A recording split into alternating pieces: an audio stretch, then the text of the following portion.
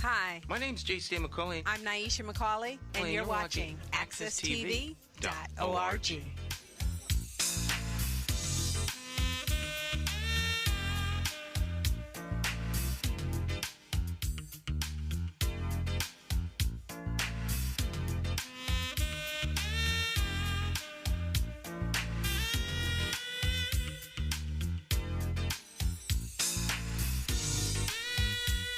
All right, my friends, once again, it's time to get our talk on. It's Morning Talk with me, your host, J. Stan McCauley, along with the champions of talk. Today's talk champion, none other than Cleo Duke-Wright. Good morning, Miss Cleo. How are you? Good morning. I'm doing good. How are you this morning? I'm doing exceedingly well. Oh, that's great. That's great. You looking forward to this weekend and the Jazz Festival? I am so looking forward to this weekend. The Greater Hartford Festival of Jazz kicks off today. Actually, it started last night with the West Hartford's Hall High Jazz Concert Band. Oh, Yeah. I thought it started. It starts tonight, really. Yeah. Really, That they were the only group up, but yeah. But no, the big start, the hard starts tonight. That's what I'm gonna try to just drop by for a little bit, just to hear a little bit. Can't stay tonight, but gonna try. Yeah, should be loads of fun. I'm really looking forward to this. And all day tomorrow, tomorrow from like 2ish, That's when that alliance is kind of, you gotta set out the place. I'm gonna try to get there. Yeah. Oh, I had planned it. I had planned it, but I don't know if I'm gonna be able to, but I'm gonna try. Well, we'll look forward to seeing you. Yeah, most certainly. It's gonna be big fun, big fun. Yeah, day at the Greater Hartford Festival of Jazz. Hopefully, you all will be down there. Oh, I've told people about it. I just hope people come to the festival. I've been talking it up to people. So there'll probably be between 20 and 30,000 people there tonight. Packed. Most of the people that I talk to have never gone to the Jazz Festival. That's I find that to be true in a lot of cases. It's amazing how many people from Hartford have never been to the Greater Hartford Festival of Jazz. It is, I guess, one, you have to love jazz, and maybe a lot of people don't appreciate jazz that much. Yeah, maybe so. Some people just, including myself a lot of times, just don't know what's going on in Hartford. Just don't know that it's there.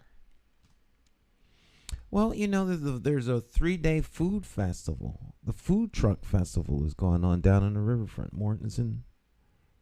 Oh, that's happening right now. There's a concert series up at Elizabeth Park right now. There's concerts. There's all kinds of stuff happening in the city. Thursdays downtown is hopping and jumping over on Pratt Street. Something's going to be happening over at the old State House. That's wonderful. That's wonderful. Yeah, anywhere and everywhere you go in the city, there's something happening. Oh.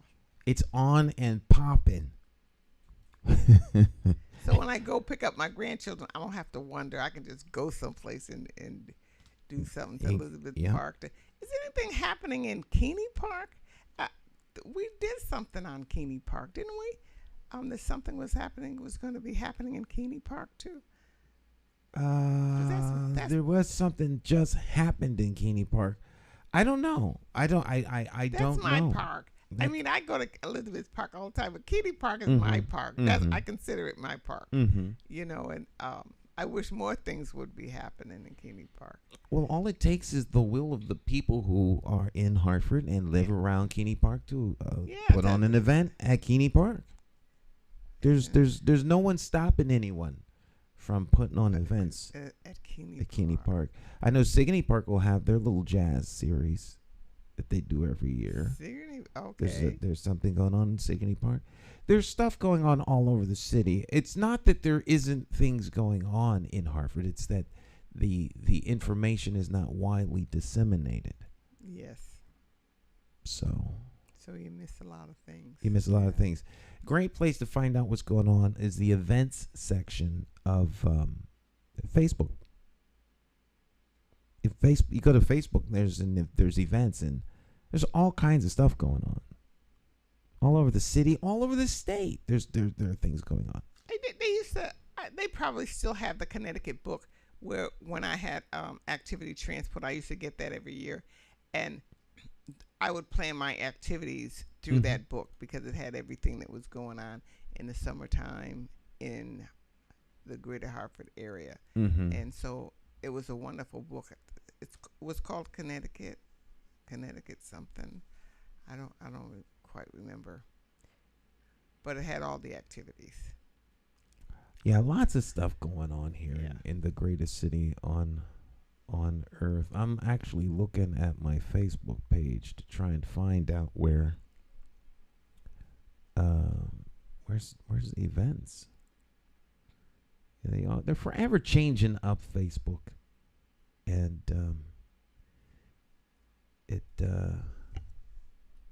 the landscape is forever changing here. See more. Let's see here. Events. Here we go. Events. There we are. I had to pull up the drop down section. There we go. Throw this up on the screen. Yeah. Greater Hartford Festival of Jazz. The Giant Killer Prophetic Conference at 31 Prospect Street, Hartford. That's Wednesday.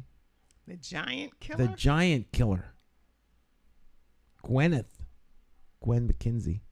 I haven't seen her in a long time. Yeah, I'm going to this. Going. And Greater Hartford Festival of Jazz. 4,300 people have responded that they're going to go. That's just here on Facebook. There'll be 30,000 people there for sure. Oh my gosh. Yeah. Well, that's not. Let me rephrase that. That is, there's 4,300 people have responded, but 1,100 people say they are going. There are 3,200 people interested. So that's the combined total of those that responded. That's just here on Facebook. But there'll be 20 to 30,000 people there tonight. And where do all these people park? They park wherever they can. A lot of people walk. A lot of people will walk in. They'll take the train. The train station is right there at the park. You get off the train, cross the street, you're in the park. You could take the Connecticut Transit. You take Fast Track. It'll bring you right downtown. Get off the bus. You're right there. Boom. Right in the heart of the city. And when it's over, are these buses still running? Yeah. You take the bus back. Okay. And you plan it out. You just, you go out for a little dinner. Grab a bite to eat real quick. Go over to the food truck. Get something. Stroll around the other side of the park. You got the pond over there. It's green. I hope it's not green today, but I mean it's got some green stuff going on over there. I don't know. Maybe it's algae killer, and miraculously overnight it'll turn clear or something. But okay. Yeah. But you take your love interest and walk around the park, and and then jump on the bus. But I mean, there's plenty of parking. There's people come into the city every day to work. So it's not like there isn't parking. It's just you may have to walk a block or two to get to the park. Okay. I just find it terrible to find parking. I tell you, the best way to get there if you're coming from somewhere in the city is by public transit. Yes, that's the easiest way to do it. That's right. That's what I was thinking. And you get off and you're right there. And when you go home, just get back You on get the bus. on you go over there, get on the bus, go home, boom, you're done. Done. You don't have to worry about anything. Go walk into your car. Right. Yeah. So that's probably what I'm gonna do. Yeah. You can spend the whole day in Hartford on Saturday. You start out down at the food festival. You go to the food trucks, and then you work your way around town, and then you wind up down there around 2:30. Yeah, that's Catch some jazz. Go get some dinner. Come back, catch some more jazz. So tonight, tomorrow, and Sunday, closing out with the Manhattan Transfer Sunday night. Okay. It'll be nice. It'll be real nice. Yeah, yeah. Riverfront Food Truck Festival. On the river, I saw that food truck There it is, right place there. off of Farmington Avenue. Yeah. I had not seen it before, but I went to the medical place. It's right across the street Mm-hmm. from. But is that open yet? Not yet. That's it should not be. open. It should be open soon, like in the next 2 weeks, I think. Oh, that's gonna be nice. Yeah, that'll be nice. But those of you that do like food trucks, that looks today nice. from 11 to 8 o'clock tonight, the Riverfront Food Truck Festival down at the Mortensen Riverfront Plaza. It was yesterday, today, and then of course it ends tomorrow on the 16th.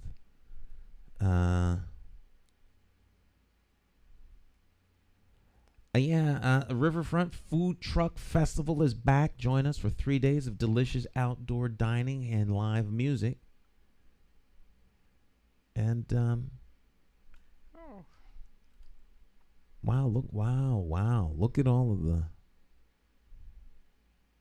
And then there's music.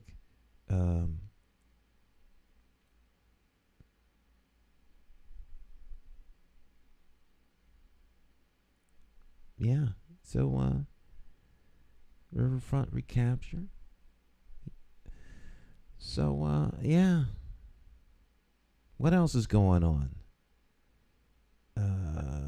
Newington Extravaganza down at Mill Pond Park.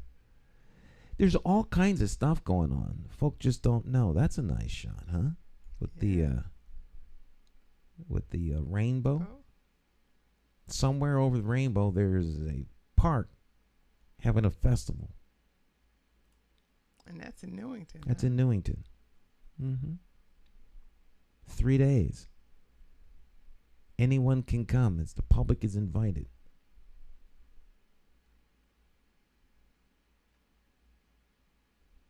Yeah.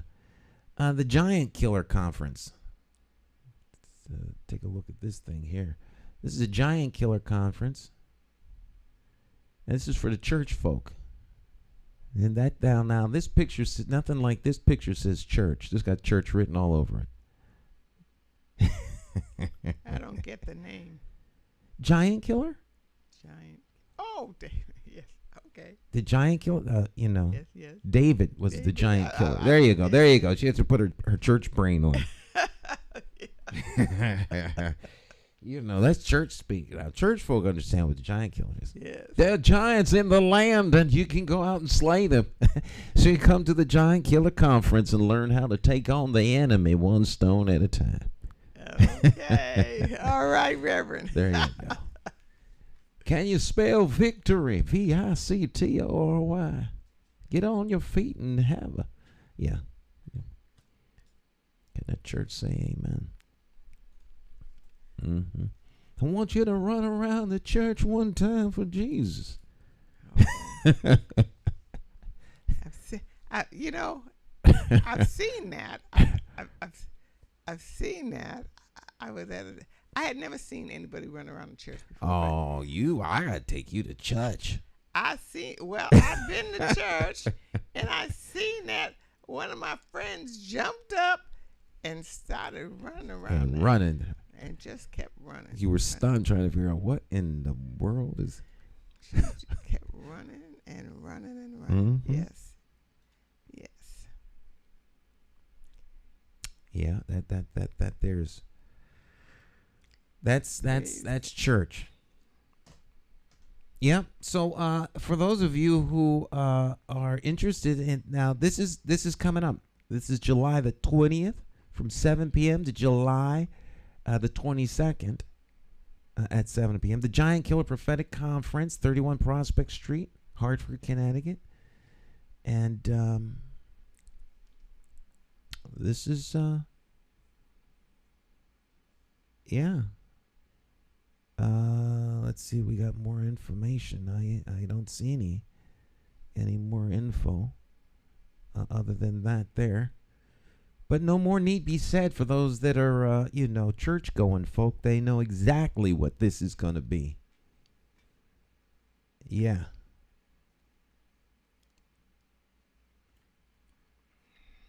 Let's see what else is going on. There's always something going on.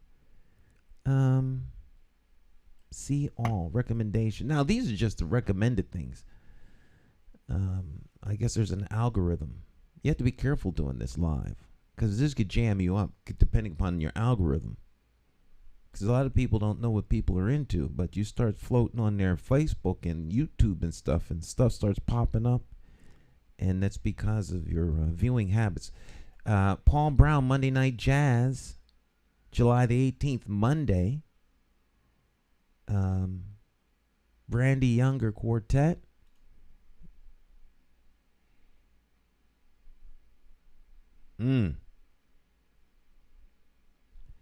This looks like it could be some fun here. The Paul Brown the Hartford Jazz Society. Paul Brown Monday Night Jazz series. And that started July the 11th. The 18th, 25th, August 1st, August 8th, August 18th. And every Monday. At Bushnell Park. Bushnell Park on the big stage. Opening act starts at 6 p.m. The headliner is up at 7:30. If you like jazz, the great jazz continues all summer long. This goes on every year in Hartford. There are always great things happening in the capital city. New England's Rising Star. What? Jazz? No, Hartford. Hartford, New England's Rising Star. That's the slogan I like. Right now, I think the current slogan is Hartford has it. Oh, I thought you made that up. What, New England's Rising Star? Yeah. Oh no. No. That was a huge campaign. Hartford Metro Alliance, all kinds of people were involved in that. I remember when they did the big unveiling. I think Mayor Mike was mayor still at that time. This goes back a couple of years. Oh, Mayor Mike. Yeah. So what's happening in your world, Miss Cleo? Oh, not a whole lot. Not a whole lot. I sold some books last week, so I was very pleased with that. And I brought Brim's Fairy Tales here. Mm-hmm. And as I was going home, I went into the pizza shop and someone wanted that book so badly. Oh, I gotta have, Grimm's Fairy Tales. I love those stories. I'm always surprised. I don't know why I'm surprised how people love those stories, especially older people who remember the stories and love the stories. So I had to order her a Grimm's Fairy Tales. So that was nice, and I traveled out and sold some books, so that was nice again. And I was very busy caring for my husband this week, so I didn't have a whole lot of time. Mm-hmm. That today I brought Hans Christian Andersen, which is a big book, just like Grimm. So I think it's even a little bigger. But the story that I love, one of the stories that I love the most, is The Ugly Duckling. The Ugly Duckling. I Duckling. love that story. It's a little longer than most fairy tales, but I love that story because I think we're all at one time in our lives ugly ducklings till we find our way, and then we're the swan. We're a beautiful swan. So I loved that story, and the see you could put these stories biblically in the Bible, because you could find a story, and 5 peas from the same pod. 5 peas from the same pod. I also love that story. Which each pea, they're so anxious to get out of the pod. They say, "Oh, the world is so much bigger. We're gonna conquer the world." And as they fly out, one gets destroyed in the water and goes down the gutter, and one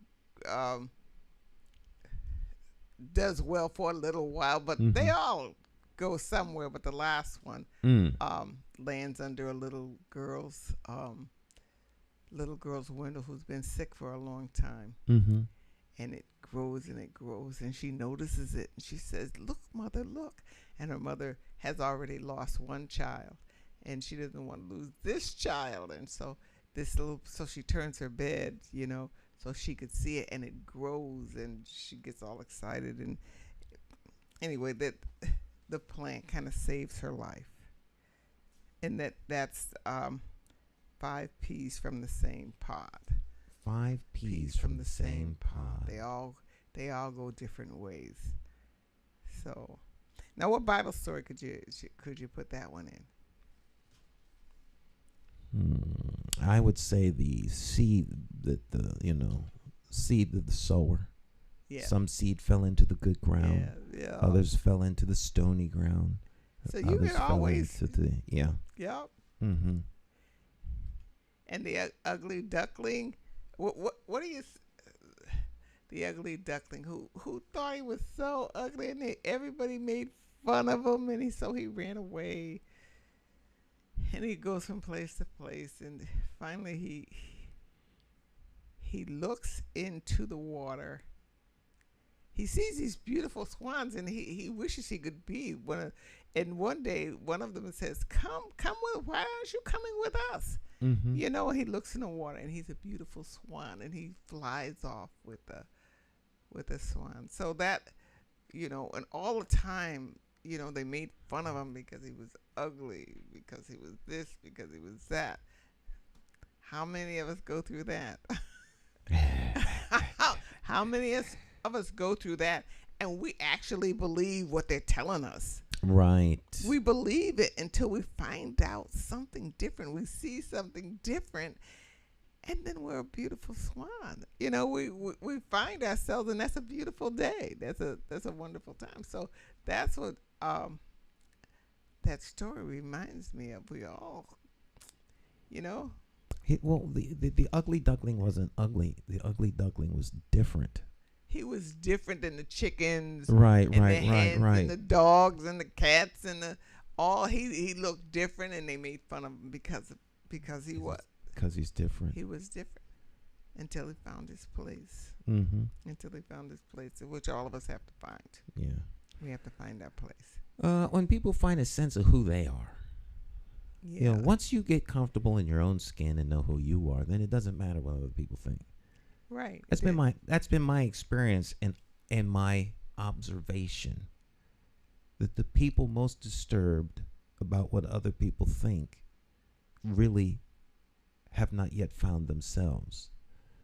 And so they think everybody knows who they are because they don't know. So they look at the people that they trust the most and know, and all those people are wrong. Yeah. Once you're comfortable with yourself, it really doesn't matter what other people think. That's right. It really because someone's always going to think something. That's right. Always. Always. New people you meet that you haven't met before, some will like you, some will hate you.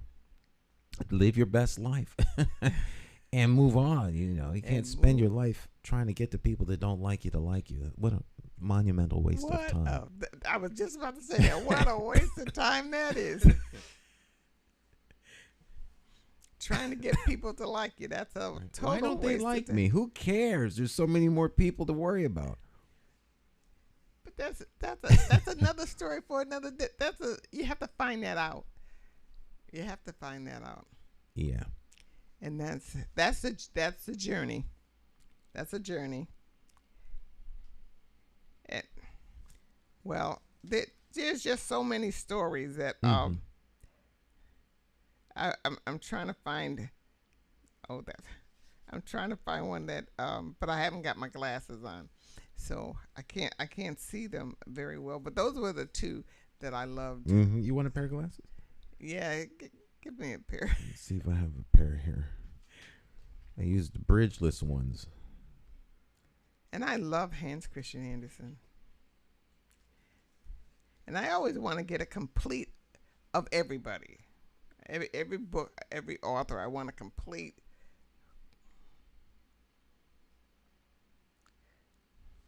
A complete volume of everyone, especially if it's fairy tales.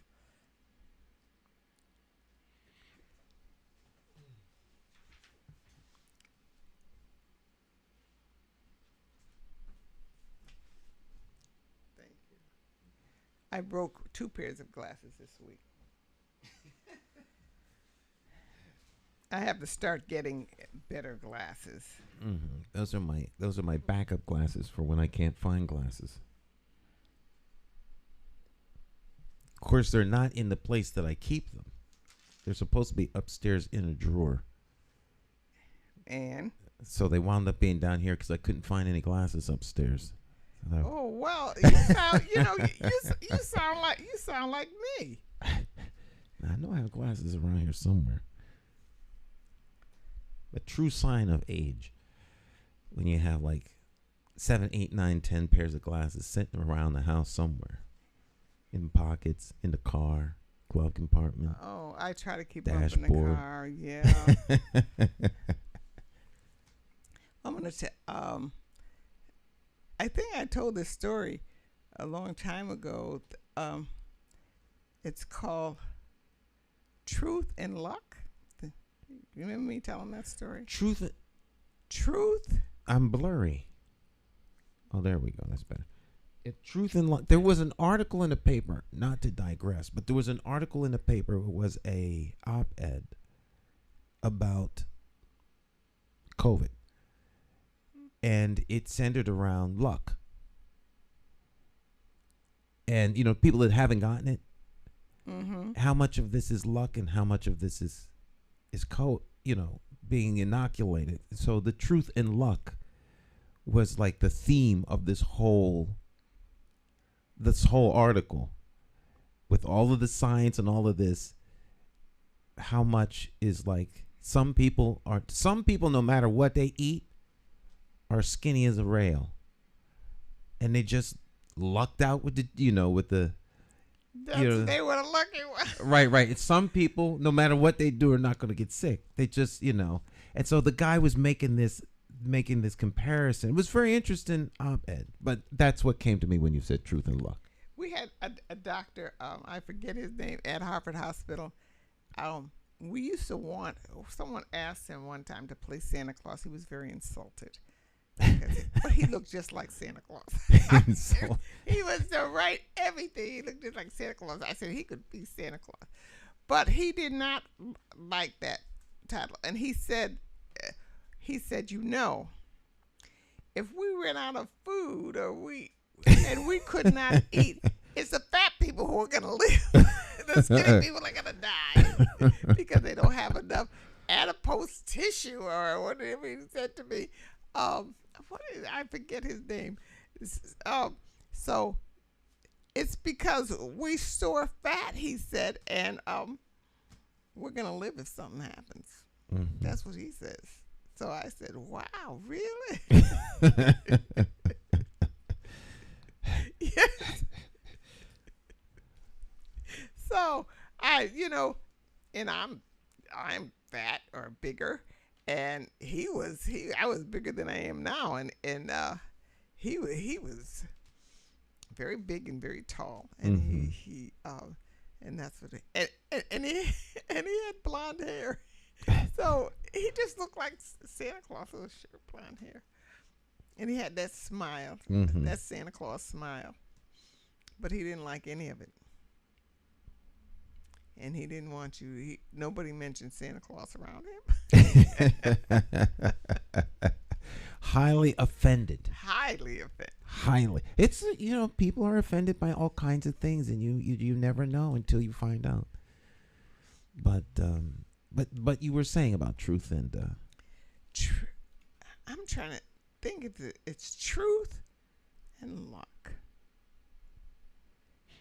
Do you remember me telling a story about a young man, and he was very poor, and him and his family lived on a farm or something, and he came to his father and says, "Father, I want to go out and see the world, and and do something." He ended up in the king's garden. And there was luck, truth, and luck. I'm saying something wrong. And they had an argument, so they had a bet of how this young man would fare. And the daughter, the king's daughter, was to be married. And they could find no suitors. It was and the king said, if anyone could tell me a story that doesn't end or something, then they can marry the daughter. And so they told the story. This boy came to the door and he told the story, and he gets to marry the princess, but they said, no, you can't marry. She can't marry a pauper, someone with nothing, with no station in life. No. And this is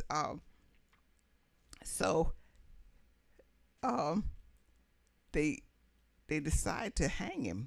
He's fighting to get married and hang him, so he's about to get hung. And the princess goes to her father and says, but father, you gave your word. You are the king. You gave your word as a king. What does your word mean if you hang him? He won, and he should be married, and I should be married to him. And so the king thought about this, and he said, yes. So he sent someone to stop the hanging, and just as they're about to put the noose around his neck, the wagon rushes up with the princess in it and says, stop, stop, stop. And so he gets to marry the princess, and there's luck and truth. And they said, well, who won the bet? Luck or truth? So they decided that not one of them would ever interfere with the other ever again when it could be luck and it could be truth or something like that. It ended like that. That's a neat story. I like that. I have to tell that story again next week, and so I could, because I really love that story, and I often think about it. Truth or luck? And I don't think it's luck. It's truth. I will get that story for you, and I will tell that next week. That's a nice story. What you told of the story, I like. Not that I won't like the whole story, but it was not having heard the whole story, but only what you said. I like that. That's quite profound, So truth. Yes, or like who wins that argument? So that's the magic of stories. Mm-hmm. You know, that's the magic of stories. It always kind of teaches you a lesson. Two brothers, of course, the stories of two brothers is in every culture that you could think of. A little different in each culture, but Mm-hmm. the same basic story. Every culture. That's what surprised me when I first became a storyteller. Is I'm saying, well, this story's over here, and this story. How could this story? Where did the story begin? And you never know where, you know, where especially an old story that's several. Where does that begin? How did that culture get the story? They have the same kind of story. Could it be that the stories over periods of time have been adapted? You know, when certain cultures or certain people or certain generations hear the story, they add their little flair to it, makes some changes to it, and it takes on the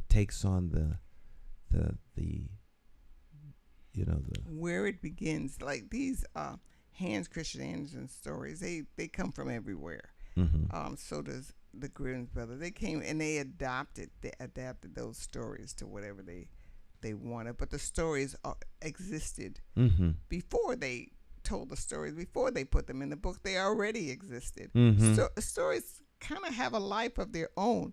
Like the story that I created, Mary Beth Louise. Mm-hmm. Mary Beth Louise is really living. I mean, it becomes a living thing, and it just goes all. And Mary Beth Louise just goes all over the place.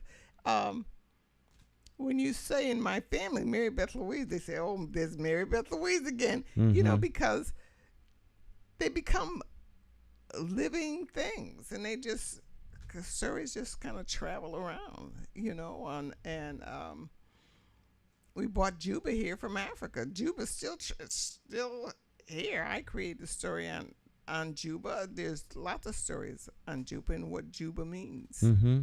You know, so it just amazes me that we stop telling stories in so many to our young people.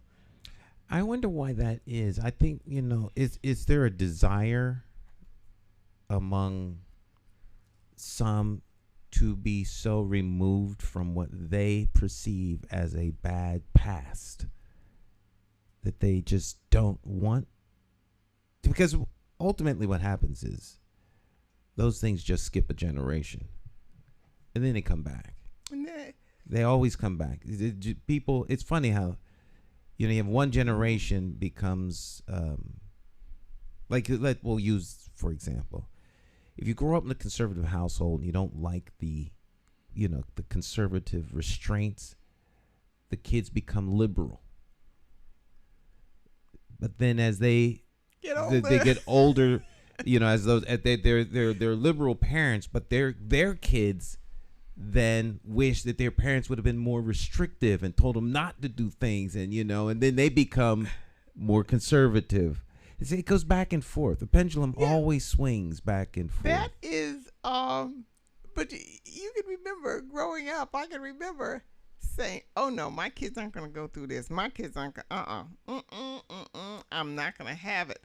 And then when my kids grew up, and I tried to give them a better life, which I realized the life I had was the better life, and that those things that I was taught and those restraints did me well in my life. Mm-hmm.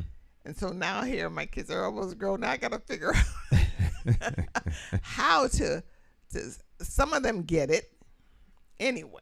Mm-hmm. Some of them, and others don't. And you say, "Oh my God, look at this," because they didn't have this, or they could have been that way anyway. But those things that your parents had taught you, and they were a little more strict than I was okay. And you know what? Those spankings were okay. Yeah, those spankings were okay, and they didn't hurt me one bit. And they taught me a whole lot about doing what you ought to do when you're supposed to do them, and not avoid or not do what you're supposed to do. Because if you didn't do them, in my day, it was Dad who did the most spankings. So he's the only one to do spankings in my house. So so you had to deal with him when he came home. In my house, my dad spanked. I only got 3 spankings. It didn't take me long to realize the compliance is a whole lot better way to go. Just do what you're told, and then you'll be good. Because I got spanked twice for going like out of the yard. Don't go out of the backyard. I went out of the backyard, up the driveway, and this, that, and the third, and I got in trouble for that. I got spanking. It was not nothing tore up spanking. Just you remember the ball, paddle ball, with the ball that had the little rubber thing on it, the rubber band. Yeah. And you do that. That's what the paddle was. Oh, my father's paddle was not that. It wasn't, my dad's mom, the switch. You get the tree. You go out. You had to go out and get your own switch. I had to do that one time. get your own switch, and tear your leg. If you come back with the wrong one, it was even worse than. But we got the paddle, and then the belt. I got tore up with the belt because I had taken money from my dad wallet, and I was giving it away to the kids at school. You would give it. Yeah, I would take money and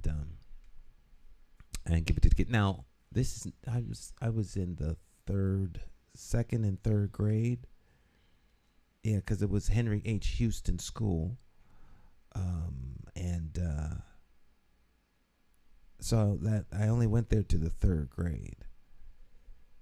How old are third graders? 8. 8? Okay. 8 and they turn 9. Yeah, 8 and 9-ish. Yeah, it's about right. Yeah, because I would take $1. $1's a lot of money back then. Yes. So I would take. It didn't seem like a lot. Well, I don't know what I was thinking. Anyhow, I would take $1 out of his wallet, and I had money, and the kids came to. They had like Good Humor, Mr. Softy, and then a pretzel truck. Because in Philadelphia, soft pretzels are real big, and there's a pretzel truck. You get the soft pretzels, and the pretzels were 5 cents. Popsicles were like 5 cents. You could get like a ice cream sandwich. 10 the chocolatey, cents. the chocolatey Eclair, and the strawberry shortcake. 10 cents. No, those were a quarter. Oh, those were like the big money. That was big money. That was the most expensive thing. And so I would give my friends money give them money to buy ice cream. Well, I had one friend, Curtis, who would save his. He wasn't spending the money. He was saving it. And his mother and my mother were like best friends. And Curtis's mom doing laundry. And Curtis had all this money in his pockets. And she asked him, "What are you doing with all this money?" He said, "Well, I got it from Stanley." "Stanley gave you this money?" Yeah. She thought he was lying. And so she called my mom to find out whether or not I had given money to Curtis. And of course, I lied about it. No, I don't know. Kids lie. No. Oh, so she knew you was lying? The denial that says, yeah, I'm lying. But kids don't know that yet, you know. They don't know that face. No, I you know, it's stupid. That's why it's so funny raising children. You know, they're lying. You still look at them. He's trying not to laugh. Anyhow, finally came out. You know, then they started putting two and two together because my dad was short. Like, you know, you think maybe you must have spent it or something like that. And I would take $1 every day. I've been doing this for like maybe a week or two. Every day you take $1? In the morning. I go get $1 out of the wallet. And it was a Friday. I know it was a Friday. That's when I got this. The last spanking I ever got. Oh. And after that, I behave. So I'm not one of those people who focus auto. The last spanking you got was at 8 years old? 8 or 9. That was the last spanking. Oh no. I got it together quick.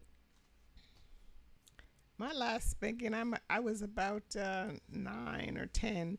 My regular spanking, but when my father had something about when girls reach a certain age, you don't spank them anymore. You don't spank them anymore. We didn't even realize that.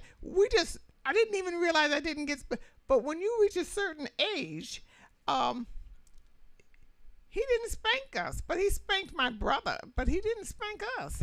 And I just didn't get it. But he did when I was 15. I was 15, and I decided to go over my grandma's house. I was 14 or 15 to go to my grandma's house, who lived in Rockville. So I got out of Weaver, went to the bus stop. I had some money. You went to Rockville? So I got on the bus over there on Front Street, and I went to my grandmother's house. And I just wanted to go to see my grandma. And I was over there, and we had dinner. My grandma said, "Do your parents know you're here?" I don't know if she asked me any questions. Anyways, we ate dinner, and then when it was time to go to bed, I went to bed, and all of a sudden, the end of time. my father is downstairs. My grandmother comes and wakes me up and says, "Your father's downstairs." You know, I didn't really think anything of it. You know, because I didn't realize that I did anything particularly wrong. And so my father says, "Get dressed." Yeah, I got dressed. And then I knew something was wrong. And then, all right, get in the car. Did not talk to me the whole way home. We got home. He said, "Go in the room." Not my room, his room. I said, "Oh, Lord." And he came in there with a strap. And he hit me. He didn't even say anything. I think I scared him half to death. I think he was scared. He hit me on the back. And I said, "I'm not going to cry. I'm not going to do." I was really... Now, you said that to yourself or you said that to your dad? No, I said to myself. Oh. My father knew his children better than my mother or anybody. He knew exactly what I was saying to myself. Mm-hmm. So then he hit me again. And I stood up there as straight as an arrow, and I didn't budge. And then he hit me again. And then he hit me again. This was getting a little much. And then he hit me again. So then, the next time he hit me, I just fell on the bed. Oh, God. And then he didn't hit me anymore. He didn't hit me anymore. Mm-hmm. And he didn't say a word. And I went out and got in my bed. He never said a word. He didn't say, "How could you go over your grandmother?" Not. He didn't say a word. He didn't. Maybe he couldn't talk. But think of it. He came and got me about 10 o'clock at night. I get out of school at 2:15. So and he's probably, and then no, probably, I'm sure he was worried literally to death. To death. He was scared. Where I did not could you possibly be? And looking everywhere for you, and then find out that you're at your grandmother's house? Did I went on my grandma? Yeah, I had no idea. It was years later before I realized how scared he must have been. Mm-hmm. It was years later. I was just mad. I didn't realize that he was scared. But the man didn't say anything. He just, and then I went to bed and he still didn't say nothing. Mm. He's probably saying, "Oh my God, my child is safe." I don't know what he was saying, but we don't know what our parents. Well, corporal punishment. A lot of people don't like corporal punishment.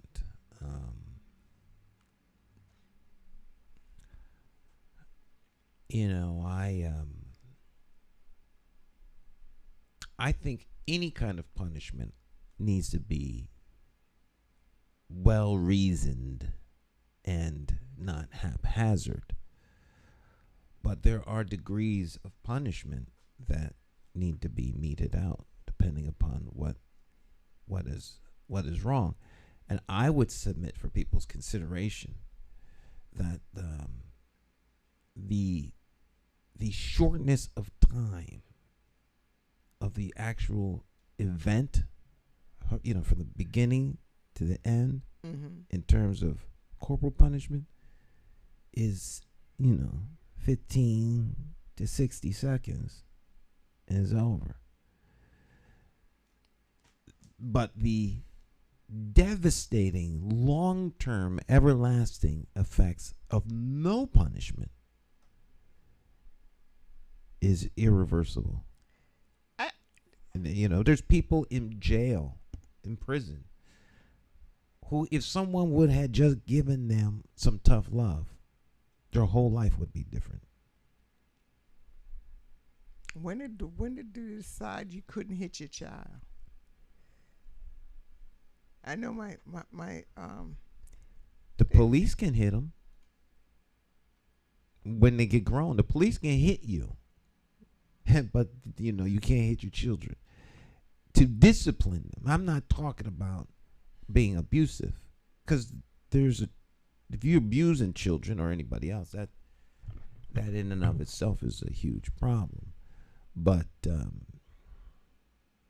when your children do something wrong, and you communicate to them that this is a line that you do not cross, and having crossed it brings about consequence.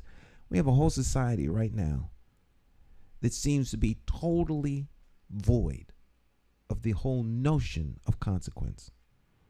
It says consequence is not part of the equation at all. It doesn't matter what you do, there should be no punishment. They'll learn. Mm-mm. And I just wholeheartedly reject that notion. Well, we can see it now, what it has caused. I'm right there with you on that. We can see, but there was a time when parents could do anything to their children and nobody would do anything about it, because I grew up with a family that abused their children. And the mother was very, very abusive to her children. And nobody did anything. And all of us kids knew that they were being abused, and nobody did anything because those were her children and she could do what she wanted. And so the boy ran away at 14 and never went back home. She was more abusive to him than she was to the girls. Mm-hmm. Like she bought them. I'll never forget this. She bought them all white dresses and white suit for Easter. And they got dirty. They were just little kids. They got dirty, and she beat them they were the best housekeepers in the world because she beat them so much. And the next door neighbor one day, her name was Miss Elsie, said, "Don't beat the children today." I remember she said that one time, "Don't beat the children today." But she was very abusive, very abusive. And her children had scars on them, scars on their bodies, scars on their face, and nobody did anything. My brother begged my father once to go because his friend Junior was being mistreated by his mother, and my brother begged my dad to please go and talk to the mother. And I think my father did go and talk to the mother. I don't know, probably didn't do any good, but all the children paid for that. She paid for it. She paid for it herself because all her children left. Mm-hmm.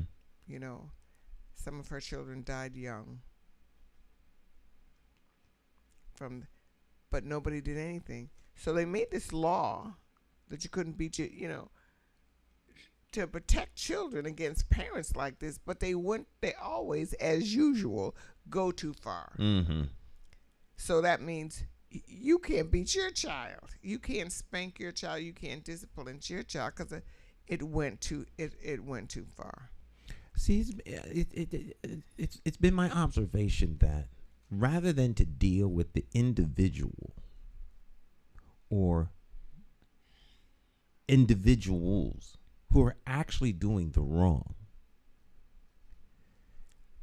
they make sweeping adjustments that affect every single human being in, under the jurisdiction of said law. So now the law abiding are punished for the deeds of the few knuckleheads. And it put power in the children's hands. Oh, in a huge way. And how many parents send a child off to school and then they can't come home because the child said one parent beat his parent or beat them or blah blah blah, and your child can't come home and the social worker's at your door. It happens all the time. So that's very devastating, Yes, it particularly is. in our community. Entities like, the Department of Children and Families and Family Children Services and things like that. There are people with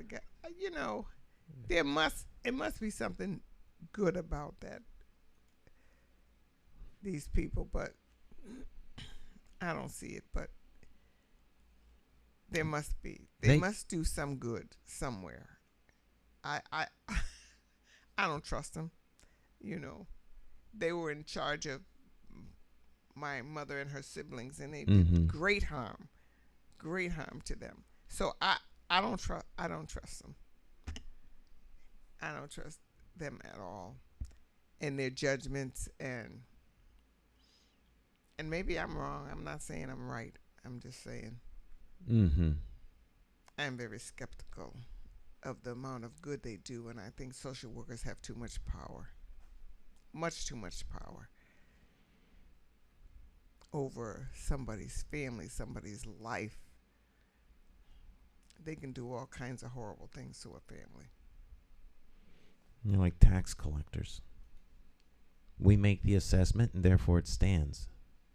Based on what? And don't piss these people off. You want to talk about abuse of power. Because if you say something that's, wrong, or you got them upset, then you understand what power is they exact it on you. This is common in many things. And people in positions of power use that power for their own benefit, not for the benefit of those for whom they are in service to. Becomes a big problem.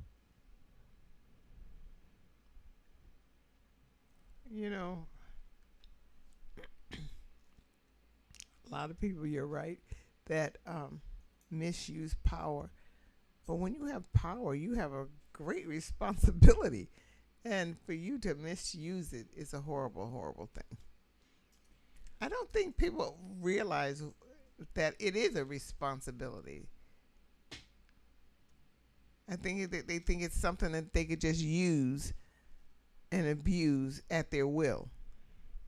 Because they have it. To whom much is given, much is required. Yes. So if you have great power, then great is that which is required of you, because you have this power, and to be in service to others, and particularly when that power is granted to you by the constituency, by the people. It is not power that you have in and of yourself. It's power that's granted to you. That's the kind of power that is most resented, is the power that the people give you. Because the power that the people give you is different than the people who are in charge. Mm-hmm. So if you have the power of the people, these people are going to hate you. They're not going to like you very much. Mm-hmm. Because you can say whatever, and the people that gave you that power are going to do what you ask, and that is greatly resented. Greatly, I have felt that. I have been there and have felt that. And that is a terrible feeling. Well, it was a terrible feeling for me. It was a terrible feeling for me. They would say, Cleo, we want 20 people. We want so-and-so down at City Hall. So I would say, who wants to go with me to City Hall? And we're going to go down there and do X, Y, and Z. And they would come with me, down to City Hall. And we didn't do too much there, but we're trying to get something passed or something to happen. So I would bring the people down there. And I didn't have to do a whole lot. I just said, come on, let's go. And we would go. And that was resented by people that I thought that I had a great amount of respect for at one time, and didn't realize what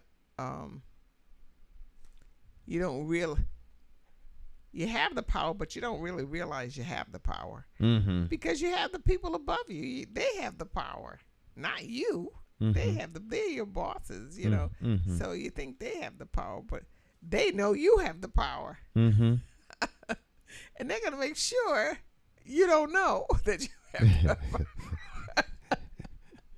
They know you don't know. Right. So they want to make sure that you don't know that you have the power. And that you don't, and that you and that you don't find out. And that you don't find out that you have the power. Even though they're calling you over here and calling you over here and calling you, but you're just thinking it's your job. You know what I mean? But by the time you know it, you're about to be fired. By the time you realize you're about to be fired. Oh. All right. Well. So how does anyone get ahead? How does an honest person get ahead in our society? That's a good question. Honest people get ahead. I think the honest people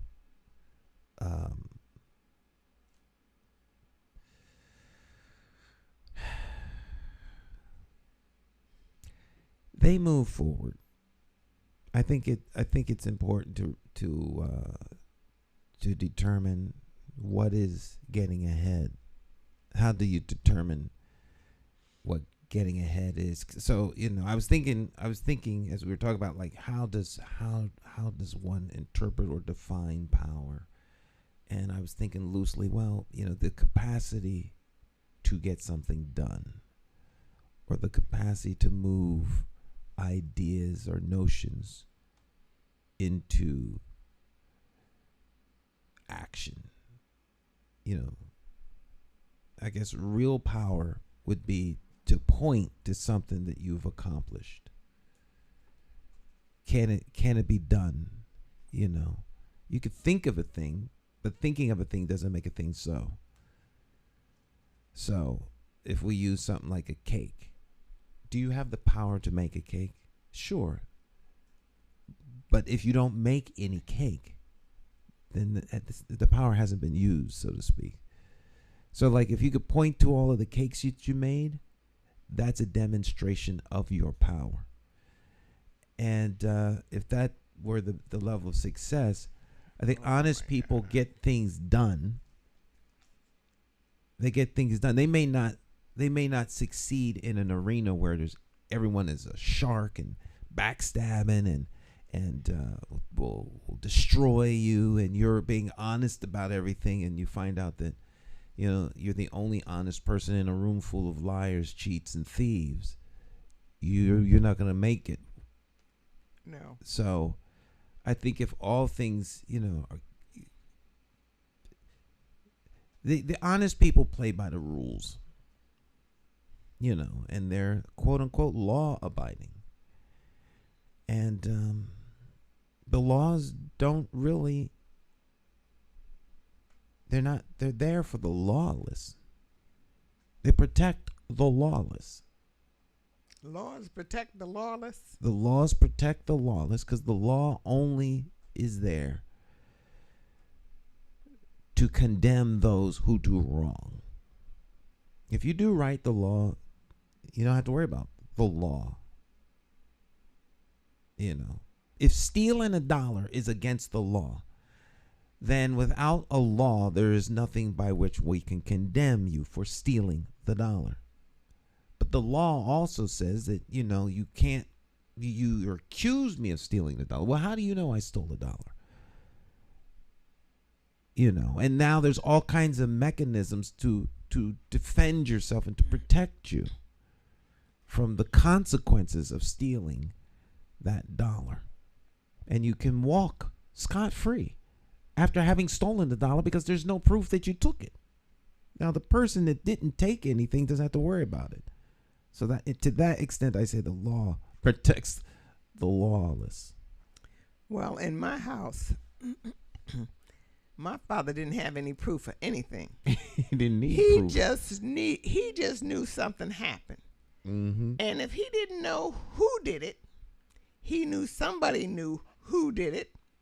So he lined up all his children and beat them all. Starting at the oldest? Or the youngest? No. Always the oldest first, the second, and then the third.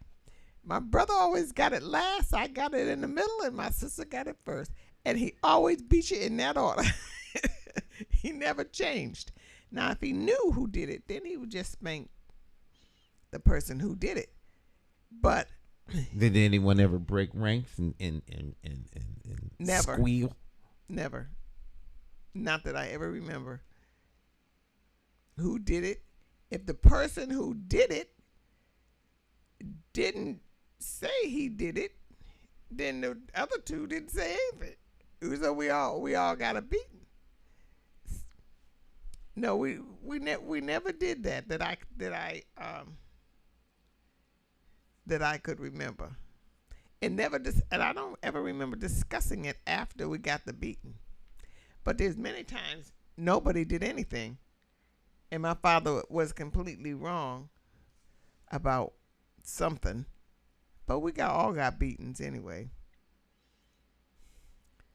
Because, one time he could one time. Now this is when I said, if any man beats my child like this, I'm going to beat him. I'm going to get something and beat him half to death. But one time, my father, in those days, a Hostess cupcake cost 10 cents. Mm-hmm. And he could not find his Hostess cupcake.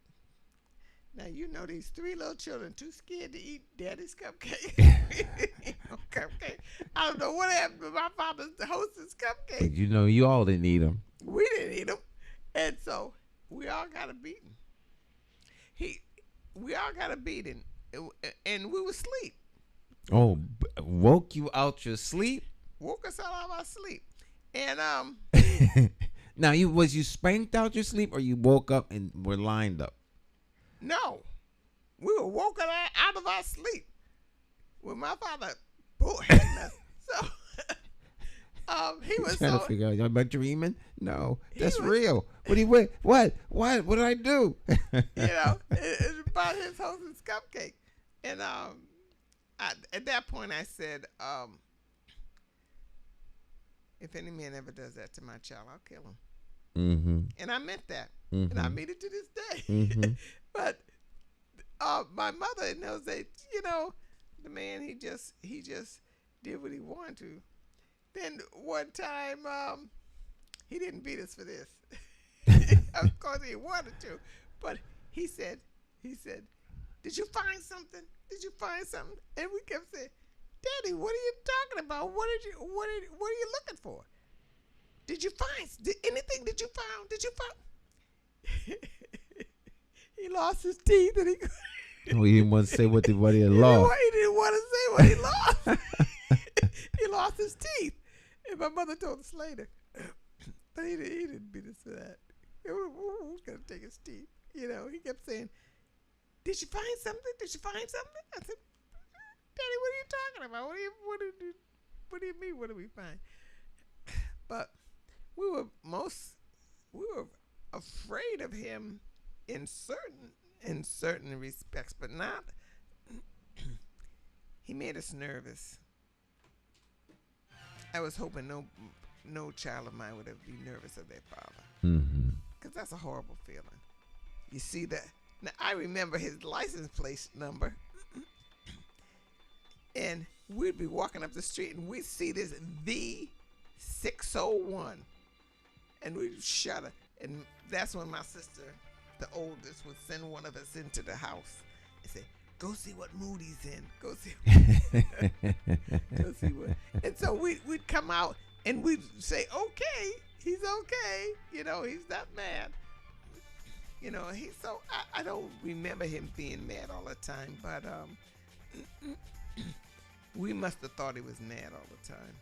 One of the viewers says, my mom woke me up one day when I was a child to beat me because it was my day to wash the dishes. Could she have waited till I got up? That's funny. Sounds like some slavery punishment tactics. Yeah. Yeah. I learned when I went to visit my uncle in Greensboro, North Carolina, that my father's father did that to him. I remember the day my father beat Nate out of a sleep, blah, blah, blah, blah. I said, is that what happened? It happened to him. He beat you out your sleep. They think you're safe and sound and snugged up in your blanket, and here come the live and in living color. And my sister was, my sister had much mouth. Oh my God, she had much mouth. I thought someone was gonna kill her when she was coming up. But when I grew up and visited my uncle, my father was exactly like my sister. He told me the same kinds of stories that my sister went through. He told me about my father. And so I realized that my father knew who my sister was all the time. That's too funny. He knew that she was just like him.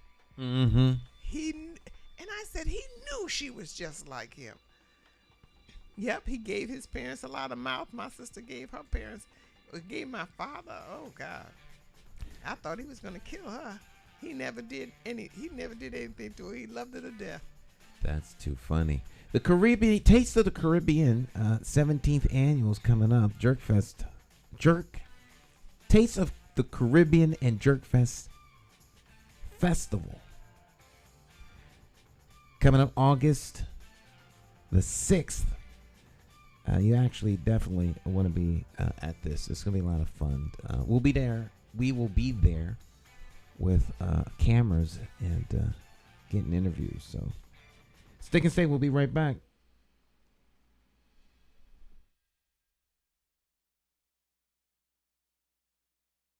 Independent thinkers are Puerto Rican, Mexican, Peruvian, Indian, Bosnian, Italian, Irish, Jamaican, African American, European, straight, gay, Nigerian, transgender, Christian, Jewish, Muslim, short, tall, skinny, rich, poor, happy, sad.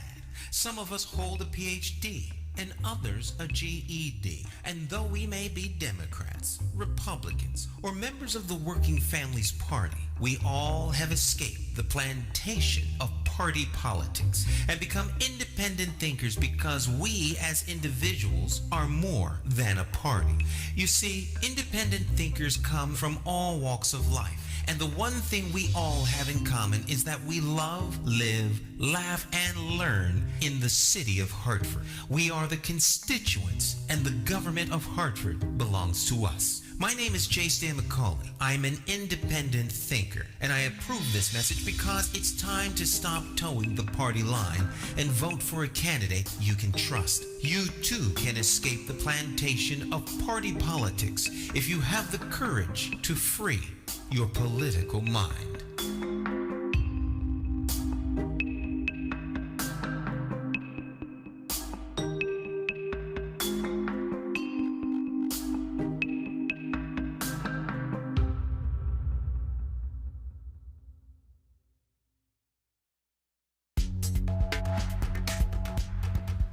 Hi, my name is Marisha Garcia. I am from Brazil. I help HPU. I help families de Universidade de Hartford Community.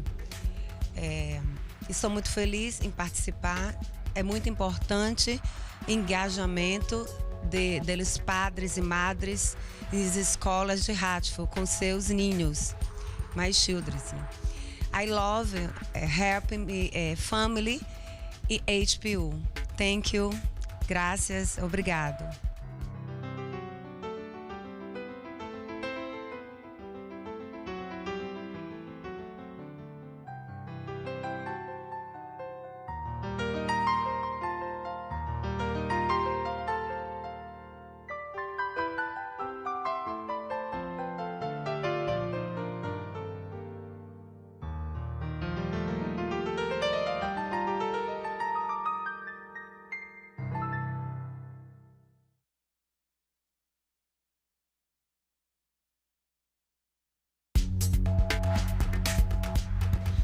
So my name is Nelky Maldonado. My name is Ramon El Arroyo. And we know that Hartford Parent University provides good services and resources to parents in our communities, which are greatly needed because a lot of times our parents, they don't know where to go, how to get information, and being part of this program is essential to them in being successful in their children's education. And I think that parents should get involved in their kids' education because it's very important. Education is, I always believe, is a success in life. If you got a good education, you can be very successful. So we encourage our parents to please come join the program, ask lots of questions, and I'm telling you, you won't be disappointed.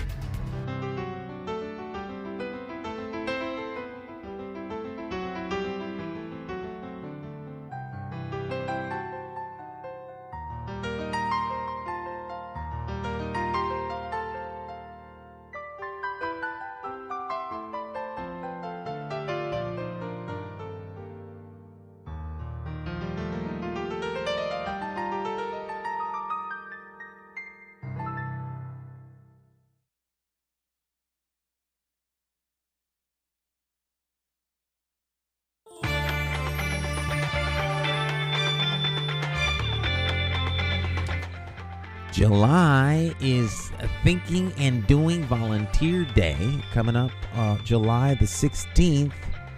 That is tomorrow, 9 a.m. to 2 p.m.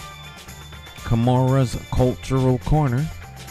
Bring a gallon of water for their rain barrels and build a water collection system with the My Reflections Matters Homeschool Collective. This will be at 35 Sterling Street in Hartford.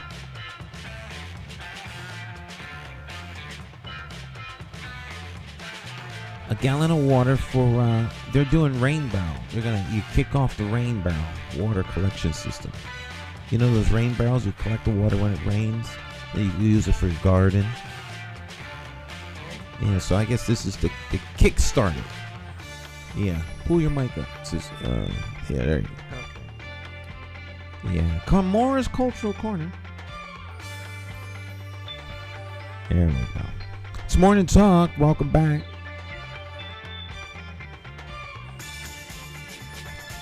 Big weekend coming up here. It's a lot of stuff going on in Hartford, and I'm looking forward to Saturday because, of course, Saturday is the Greater Hartford Festival of Jazz. And that should be lots of fun. Any more stories? No. Truth. What did I say before? Truth or what? Truth or luck? Truth or luck? Did I say that before? Yeah. Luck? Truth or luck? What's more important, truth or luck? Okay. Yeah. I think that's it. Truth. Truth or luck? Or luck. Yeah. Did your parents ever tell you, is it almost time to go? No, we have 20 minutes. Oh, did your parents ever tell you the story of how they met? Actually, no. Well, that's not true. That I know how they met. Not that they didn't really tell me the story. They went to church together. They grew up in the same church. I want to say Alene Memorial, but that's the church in Philadelphia. The AME Zion Church, but the church was in Pittsburgh, and so their wedding picture's right over there. That's the black and white picture. Oh, that's them. That's them. Yeah. I always thought it was you and your first wife. No. That's my mom and my dad. Oh. We call her the little mommy because she only weighed 110 pounds. She was real small, very very thin. I'm thin like she was. Like your sister thin? My sister is thin too. Yeah. Oh. Both my sister and I are thin. My tallest daughter, it's funny, Nia, that is more like my mom. Oh, okay. She's really, really, really thin. She's tall and thin.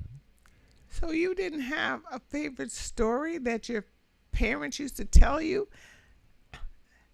about their no? Oh well, no, no. There's no story of I don't know. Mm-mm. Oh,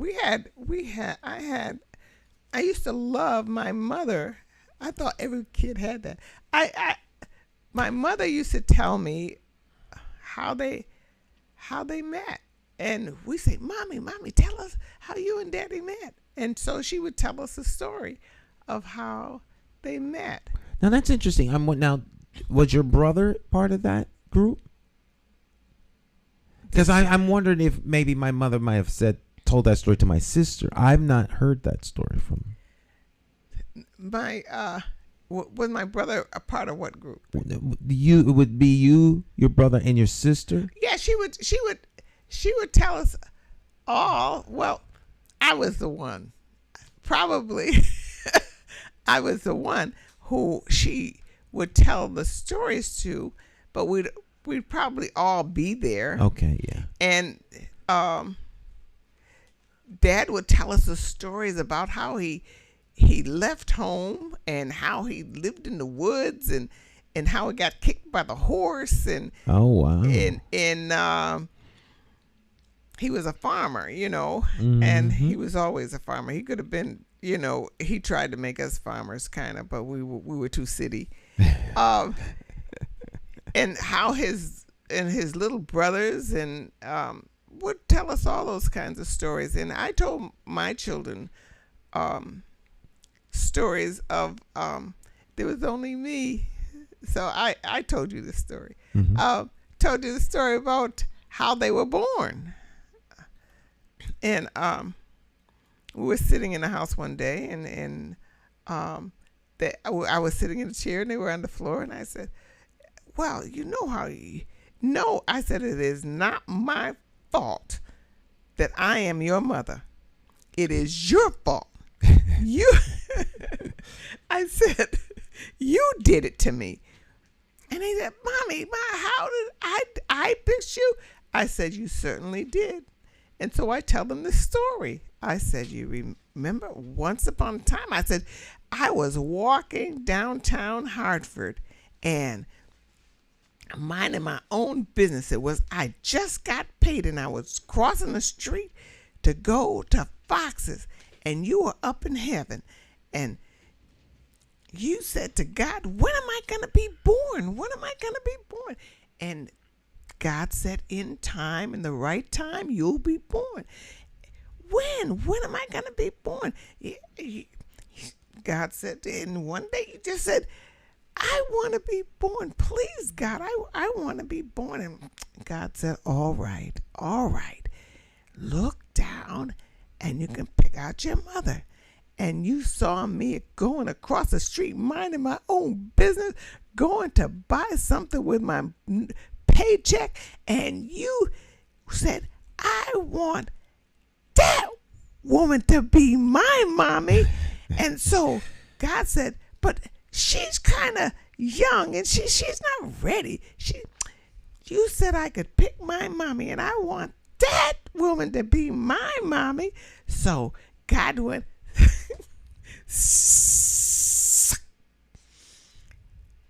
and the woman, oh, what was that? And 9 months later, you were born. And you had me as your mommy. They used to love that story. And I did it twice. I said, when the second one, I said, God, when am I going to be born? He said, I want that woman to be my mommy. God said, no, she already has one she's taken care of. I don't think she could deal with two. Mm-hmm. I said, leave her alone. Pick yourself another mommy. And said, no, I want that woman to be my mommy. And so God had promised he could pick out his mommy. So God went, shh. And the woman went, oh no, it can't be. Not again. That same feeling.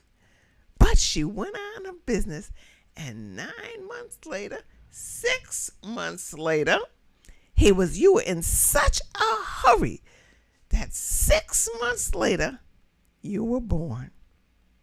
And that's how I got to be your mommy. Well, let me tell you, I told that story a million times.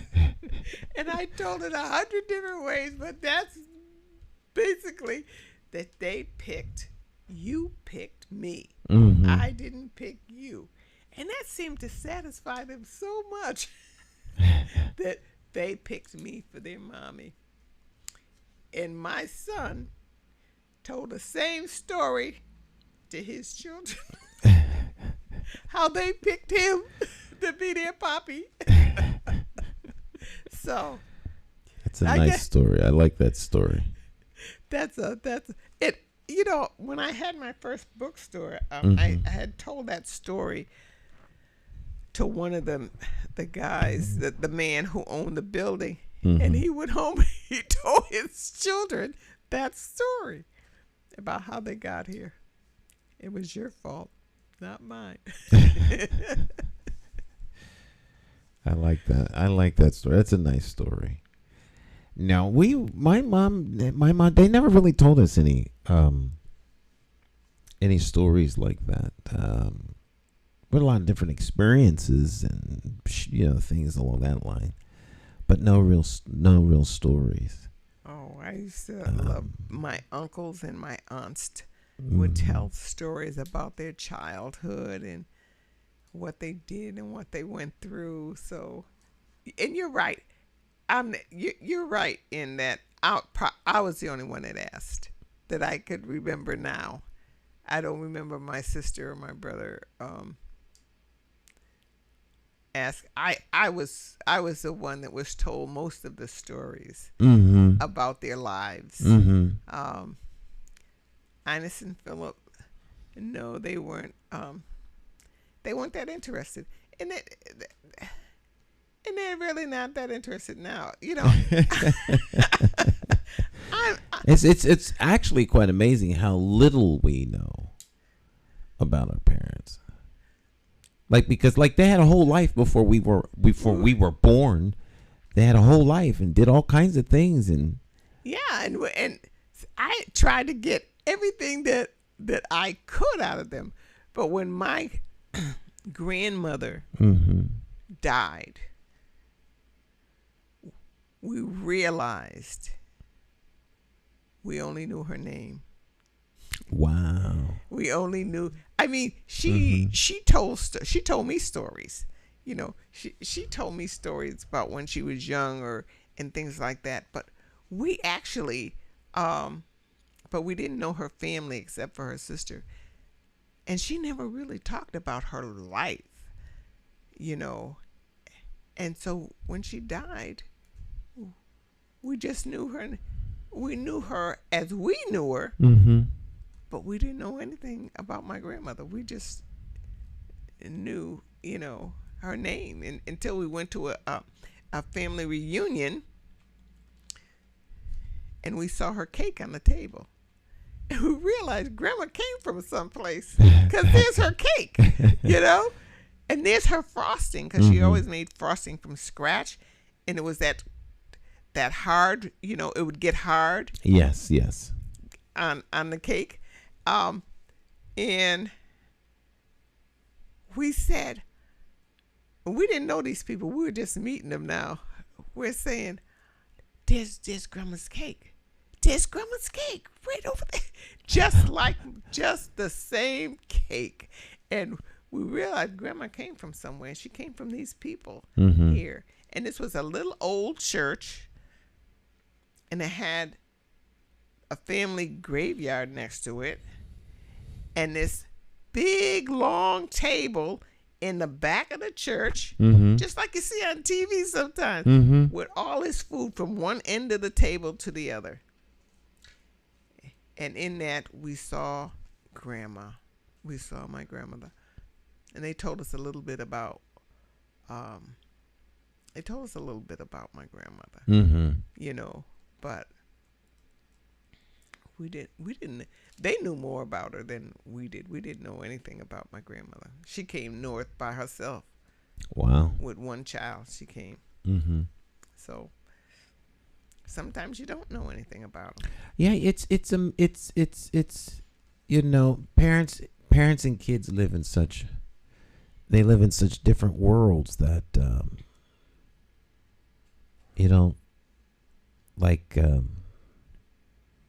I don't know if our kids know what we do.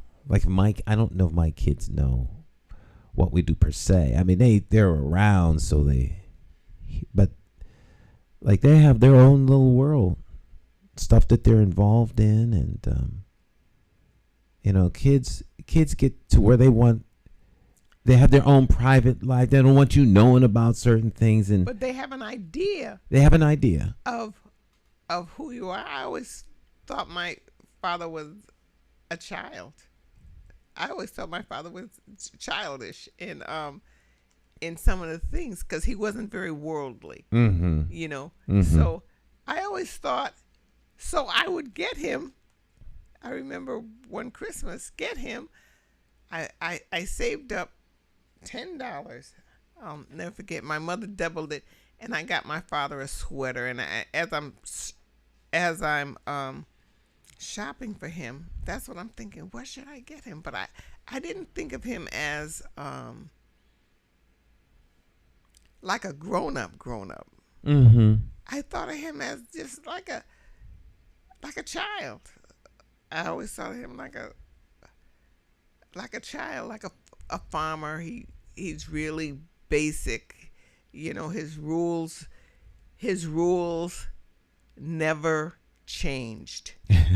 his knowledge about the world, even though he was in a bigger world than he grew up in, never changed. He was who he was when he first came here. When he was that way. He was that way to the end. And those things that he was taught when he was a child, those are the things he kept, and he never got beyond that. Even though he was in a bigger world where he could expand. He was just himself, just who he was. And like he'd say, he never told us, but he said to my mother, you know, black folks don't vote. That's just for white folks to do. You know, he was a sharecropper. He grew up in that kind of world. And not that they, but he never, not that they don't vote. And the way he's thinking of is they're not supposed to vote. Yeah. Okay. And that's probably what he said. Not supposed to vote. But when we turned of age and we voted, he never said a word. He seemed to almost be a silent proud, silently. He never spoke, never said you shouldn't vote or anything. He just kind of encouraged it in a way, you know. But he wasn't too sure about education, though. He thought you should work with your hands. He did everything with his hands, and he thought you should work with your hands. So my brother's education wasn't on the top of his priority. He wanted him to have a toolbox with tools in it and earn a living. And right. You can make stuff with your hands. All that highfalutin thinking ain't gonna help you. Right. Because my father could do anything with his hands. So, right. So going to a private school and getting all this education wasn't in his thinking, in his thinking that that he didn't say anything about it, but he just kind of looked at it, didn't understand it. I guess he didn't understand it. I don't know. He thought a man ought to work with his hands, So put your hands in the soil and grow something, or put your hand to a machine and make something. And very here, and you can sell that. That's a trade. A trade or a skill set can position you in a very profitable place. Yeah, but there's nothing wrong with a little knowledge. No, nothing wrong with a little knowledge. Of course, he didn't say anything against it. He said we were gonna finish high school, but that's all he said. That's all he said about education. He just wanted you to work. Everybody had to work. I knew I wasn't going to be. I knew he wasn't going to support me. I knew I had to get out there and work after high school. Well, I am of that mindset. I'm of the mindset that once you turn a certain age, you have to have a job. I don't know. It just seems like you need to work. I cannot imagine in my mind that you're of age and you don't have a job. I can't. My mind does not process that. I understand that some people don't work, don't have jobs, and all that kind of stuff. But for me, in this house, You got to work. You got to work. So my son works, and therefore he doesn't hear from me. But if he didn't work, he hear. Oh, you don't want to be here. It's nonstop. Like riding. I might as well have a seat on your shoulders. My father's gonna be with me everywhere I go. Everywhere you go. Oh, now there's a place that you could be working. I mean, it's everything is. So what are you doing today? Will you sleep all night? Be up all night and sleep all day? No. Did you call such? Just nonstop, over again. So he gets up and gets out, huh? Well, no, he's up there asleep now, I'm sure. Although we're supposed to go out to lunch today. It's his older brother's birthday, but he's in Georgia. No, we're supposed to go. We're supposed to go out to lunch. We're supposed to go out to lunch today. Oh. So he'll be up, unless he wants to sleep. But he works, so he could sleep as long as he wants. I don't care if he sleeps. I don't care if he sleeps 12 hours a day, as long as he got a job. See, in my world, if you have a job, then you can sleep. You can do what you want. If that's maybe, I don't know, but maybe if you do not have a job. You do not have a job. You can't do what you want. You can't do what you want. No, Seven and Nia are too young to work. They're children. Mm-hmm. When they get 18, out of school, 18, you either have to be in school or work. If you're out of school, at home, no. I don't know. I might be a little bit old-fashioned and jaded because they're girls. So I would give them a little wiggle room. Oh, no. But it's still a hard fast because they want to work. They want to work. Seven really wants to work. Nia enjoys being a kid, so she's taller than her mother, almost as tall as I am. And she's only 11. And she's taller than anybody in her class? Oh, yeah. I don't put her little business out in the street, but she has a little friend that she likes. It's a male, a little boy. And he's the shortest person in the class. 5th grade. And she's the tallest person in the class. And they like each other. They can't. And I could see them being, they're the quintessential childhood sweethearts. Did you hear about? That's how they strike me now. And it just, I imagine he'll grow, but he comes up to her like shoulder. They're the same age. He's short and she's tall. And they don't seem to matter to Doesn't matter to them at all. Because they kind of met during the pandemic. And they knew each other, but during the pandemic, which was 2 years of online schooling, so to speak. Yeah. That's when they really got to know each other. And then online, all you see is this. So you don't know how tall. He didn't grow and she grew. So you know this person. That's all you know is you like that person. You're not really caring about what they look like, how tall they are, this, that, and the third. If they're different, ethnic group, doesn't matter. You know this human being, this person. And yeah. And when you first saw him, what'd you say? Oh. Well, I'm a soft touch. I'm a romantic.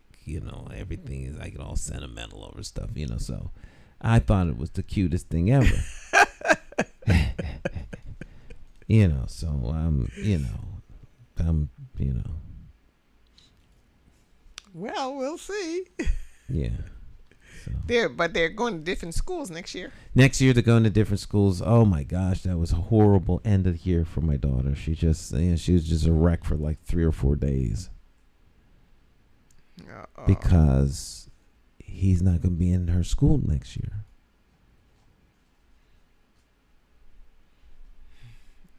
Well, they still have the internet. Yes, so they they talk to each other every day. There's a whole group of them. They all play the same games online, and I remember when we were kids, we wanted to go outside and play. Right. Punishment was being in the house. Right. You can't go out, but go up and stay in. You're grounded in your room. Right. That was worse than getting a spanking. Just spank me and get it over with. Because you're going to go outside. Can Tommy come out and play? No, Tommy's grounded today. He's been grounded for a whole week. So that's a punishment for your friend, too. That's a punishment for your friends. I got grounded for a whole marking period. That's the worst I ever got grounded. I got grounded for a whole marking period. Couldn't watch any TV. Oh, my God. And I didn't touch the television. Because in my mind, I knew that if I did, they would find out. Or walk in the room and see it on. Or feel the heat from it or something like that. So I was always, compliant. Behave and you won't get in trouble. That's a real simple formula. I don't know how people miss that. But that works for me. Behave and you won't get in trouble. Oh, well. I behave. And we still say, what would Mom say? What would Daddy say? Mom and Dad wouldn't like that. And look how old we are. Now that's effective. That's effective rearing. Well, as the word says, bring up a child in the way that he should go, and when he gets old, he shall not depart.